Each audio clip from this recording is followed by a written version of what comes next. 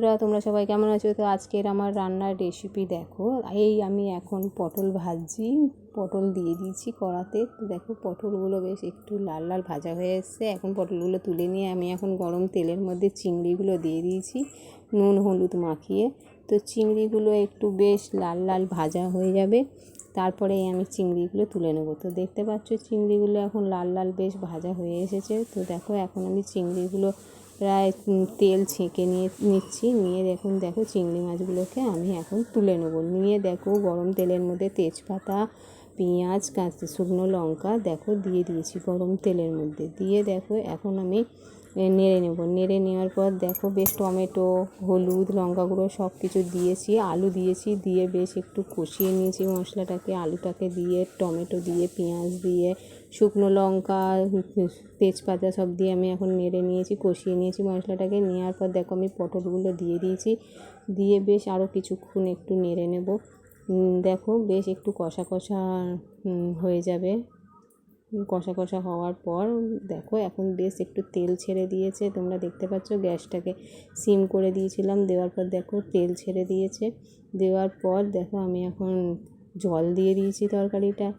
দেওয়ার পর দেখো বেশ একটু নেড়ে নেবো। নেড়ে নেওয়ার পর দেখো একটু গ্যাসটাকে আমি জোরে দিয়ে দিয়েছি। দেওয়ার পর দেখো বেশ একটু তরকারিটা বেশ ফুটে আসবে, তখন কিন্তু আমি চিংড়ি মাছগুলো দিয়ে দেবো। তো দেখো তরকারিটা বেশ একটু ফুটেই এসেছে প্রায় দেখতে গেলে। তো দেখো এখন আমি ঢাকা দিয়ে দেবো। ঢাকা না দিলে আলুগুলো সিদ্ধ হবে না, যার জন্য আমি এই তরকারিটা এখন ঢাকা দিয়ে দিচ্ছি। তো দেখো ঢাকা দিয়ে দিয়েছি। দেওয়ার পর দেখো কিছুক্ষণ পর আমি ঢাকাটা খুললাম। খুলে দেখছি বেশ তরকারির রঙটা বেশ ভালোই হয়েছে, আর দেখে মনে হচ্ছে তরকারিটাও বেশ ভালো হবে, খেতে বেশ টেস্টি হবে। তো দেখো বেশ তরকারিটা ফুটছে। ফোটার পর আমি এখন দেখো এই চিংড়ি মাছগুলো দিয়ে দিয়েছি। দেওয়ার পর দেখো বেশ একটু আবারও নেড়ে নেব।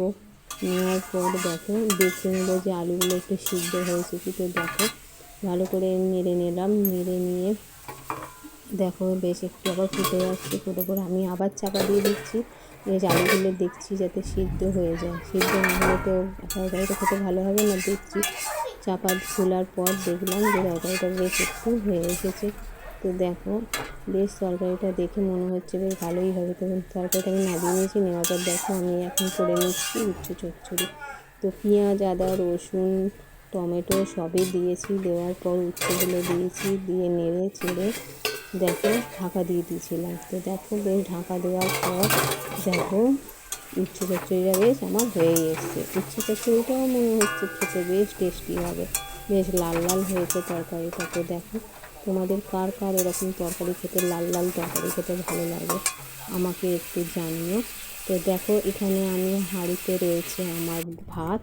তো দেখো ভাতও হয়ে গেছে, এই হয়েছে পটল চিংড়ি লাল লাল করে, আর এই দেখো লাল লাল উচ্ছে আলুর চচ্চড়ি। তো তোমরা কাদের ভালো লাগে খেতে